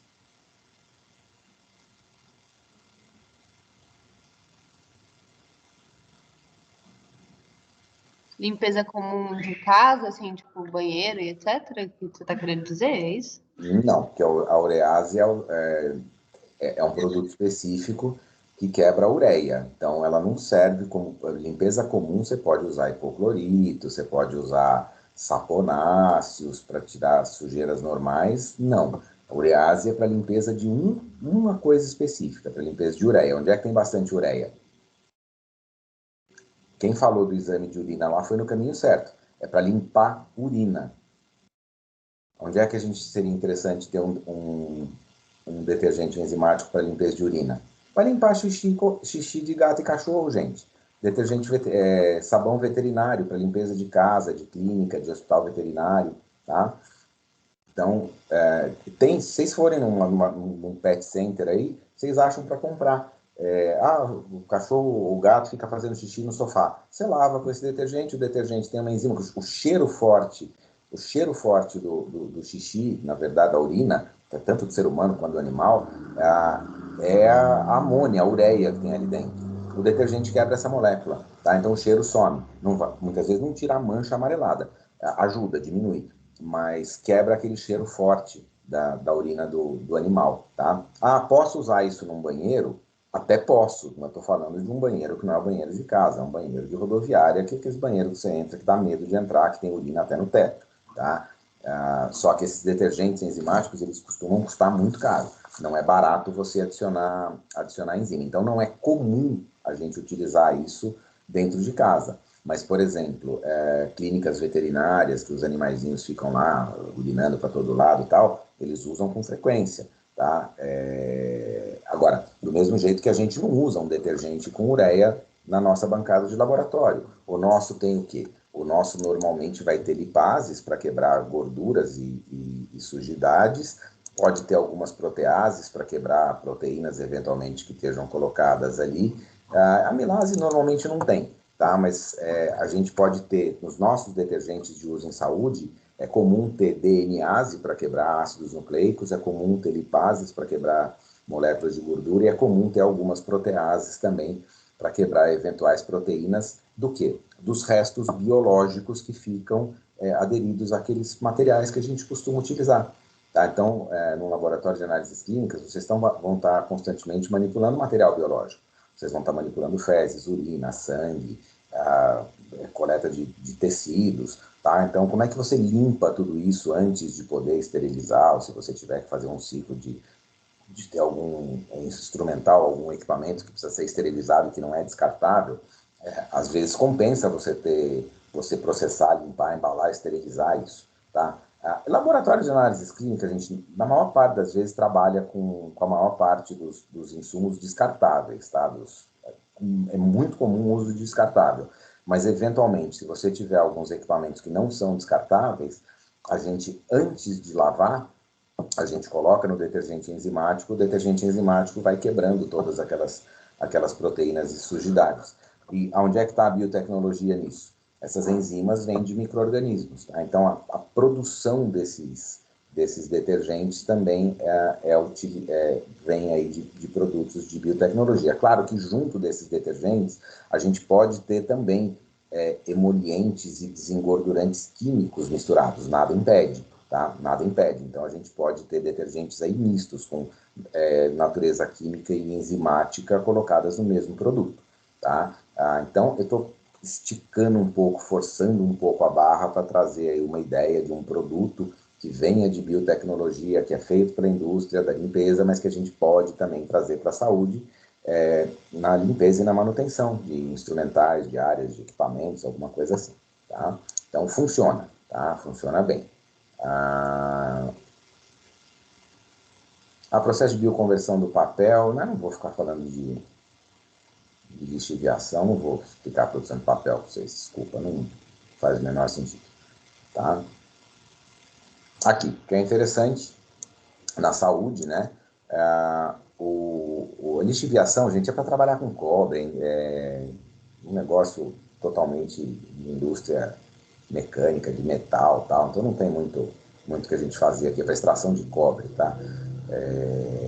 Acho uma bobagem ficar discutindo com vocês. Mas na saúde tem alguns aspectos que são interessantes, tá? Então já comentamos, eu falei com vocês, vacinas, tá? Então, tanto no desenvolvimento quanto nas etapas de fabricação, tá? As enzimas de restrição que a gente viu lá agora na tecnologia do DNA recombinante, os biofármacos, né? Então, a gente tem aí uma série de substâncias que são os biofármacos. A gente pode ter também, dentro desses biofármacos, o exemplo que ele trouxe aqui, que são os medicamentos para tratamento de esclerose múltipla, de câncer, de leucemia, tá? Então, esses aqui foram os que a gente comentou anteriormente. O exemplo da esclerose múltipla, ele se repete no câncer e na leucemia, que é um tipo de câncer também, né? Então, fica mais ou menos aí dentro desse ponto. Eu acho que encerrou aqui, sem medo de errar, avançando na prática, acabou. Tá? Lembre-se, faça você mesmo. Então, falei para vocês que essa segunda parte era bem mais resumidinha, bem mais curtinha, tinha bem menos coisa. Então, era só realmente para a gente trazer aqui um arremate, aqui uma ideia de conclusão desse processo. Tá? Gente, eu honestamente não vou ficar enrolando vocês, tá? A gente cumpriu o livro do primeiro capítulo ao último, passamos por todas as aulas, nós estamos aqui dentro ainda das nossas 13 semanas específicas de aula aqui, tá? Então, assim, oficialmente eu encerro, claro que eu não estou acabando a aula, tá? Mas se alguém tiver na fissura de levantar, sair correndo, tal, matéria daqui para frente não tem mais. Lembrem-se só de achar a prova, ela vai estar lá no AVA, na unidade 4, no último encontro, na sessão 4 da unidade 4, lá na pré-aula. Então, quem quiser ficar à vontade, eu agradeço muito por ter passado esse semestre com vocês, a oportunidade de ter conversado com vocês. Espero que, de alguma forma, eu tenha conseguido passar alguma informação para vocês de relevância, que vocês levem alguma coisa que eu tenha discutido com vocês ao longo do semestre. Espero que vocês não levem uma impressão horrorosa de que eu fui um professor horrível, muito chato, mas eu estou aqui à disposição de vocês até o horário que vocês quiserem para tirar dúvida, para explicar, para qualquer coisa, tá? Então, mas eu queria deixar esse agradecimento público aqui para vocês, deixar isso registrado, que para mim é sempre um prazer trabalhar com uma turma de alunos. Infelizmente, a gente não teve a oportunidade de estar juntos pessoalmente, mas como vocês ainda estão no começo, fatalmente vocês ainda vão acabar se esbarrando comigo lá na faculdade em alguma outra matéria, tá bom, gente? Muito obrigado.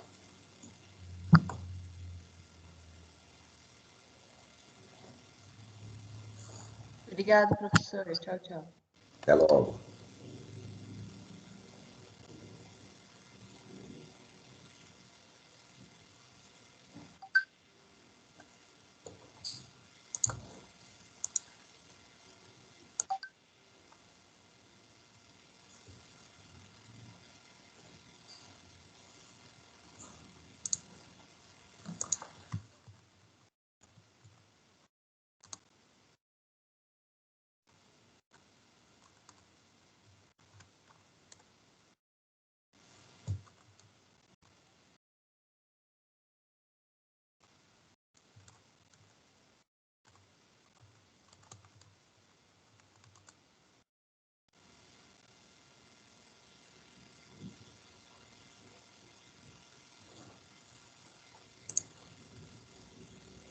Gente, eu vou encerrar aqui a gravação, já que ninguém perguntou nada, tá? Isso vai ficar depois disponível para vocês. Eu, como de costume, coloco no YouTube também. Se vocês tiverem saco, quiserem assistir, vai ficar à disposição de vocês, tá bom? Eu vou parar a gravação agora. Se alguém quiser fazer alguma pergunta, eu estou aqui à disposição.